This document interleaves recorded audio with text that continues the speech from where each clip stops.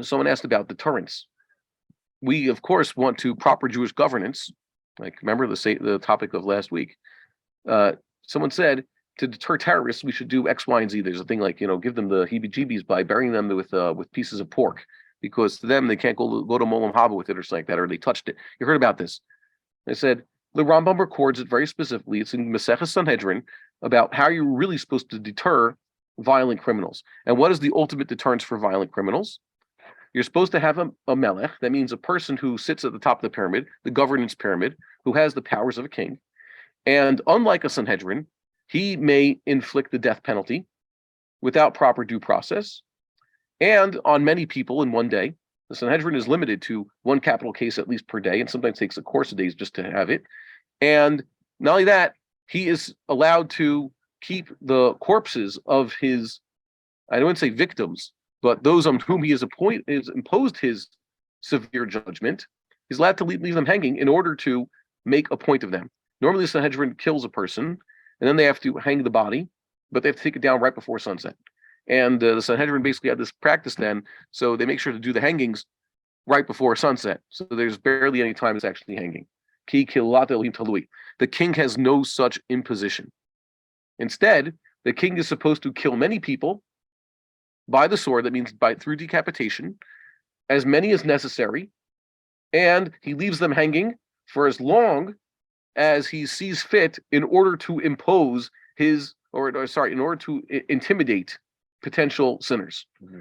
Like the Rambam says, lishbor yad rishayim.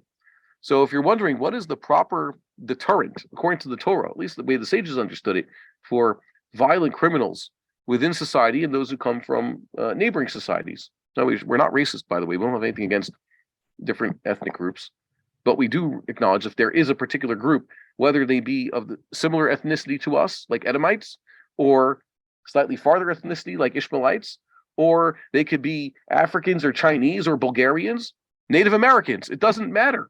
We hate nobody. We accept converts from everybody. They could all be Jewish. If any particular group, or just a confederation of groups, stands up against Am Yisrael, they're the enemy.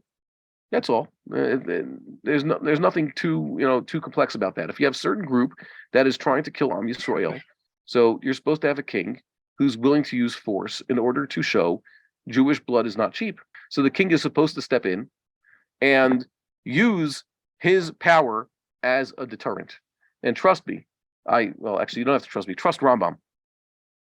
If there was a king who could do such a thing, or someone in the government who could just take all these murderous cretins and make a harsh example out of a few of them, then yes, you would have, things would be a lot more peaceful and a lot more safe for the rest of us. There's always someone with a bleeding heart. By that, it's a figure of expression. Unfortunately, these people with bleeding hearts, they're too kind, merciful to the cruel. They end up being cruel to the merciful. Their bleeding heart results in people's actual hearts bleeding. Why? Because they say, how's that a deterrent? The guy on whom you were opposing the death penalty wasn't deterred by the potential death penalty. And the answer is what? Good question. There are societies where they have a death penalty still, and they impose it. Yet murders still happen. What's the deterrence? There's always going to be a small percentage who do it.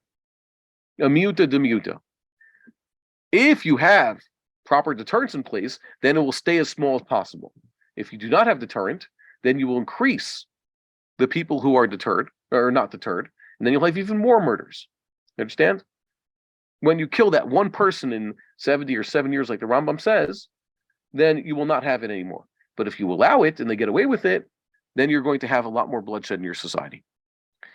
That's at least the way the Rambam understands it, as far as I could tell. If I'm not his spokesman, I'm no one's spokesman, but that's the way I understood it. You can find this in Hilchos Melachim and other things in Sanhedrin. The Rambam also gives extrajudicial powers to a Sanhedrin. Even a Sanhedrin, even a Rambam sometimes had certain extrajudicial powers. And by extrajudicial, it means to impose corporal punishment on people beyond that which is stated explicitly in the Torah. And he assumes that this is a proper thing. We would like to encourage our viewers to share these videos with friends and send in your responses. If you would like to obtain Birkon Nusach Eretz Yisrael or invite the rabbi for a speaking engagement, please email us at office@machonshilo.org.